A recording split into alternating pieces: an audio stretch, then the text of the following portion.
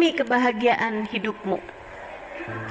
Belajarlah untuk bersikap bodoh amat. Tuh, satu, oke? Kita hanya perlu untuk tidak menyakiti siapapun. Kita tidak harus menyenangkan semua orang. Kita nggak harus bikin semua orang senang sama kita. Nggak perlu. Nggak perlu itu. Kita hanya diminta Allah Subhanahu wa Ta'ala untuk tidak menyakiti siapapun. Jelas? Kamu jangan nyakitin siapapun. Tapi kalau ada orang nyakitin kamu, ada orang ngomongin jelek tentang kamu, biarin aja. Kamu hanya diminta oleh Allah untuk kamu jangan ngomong buruk terhadap siapapun.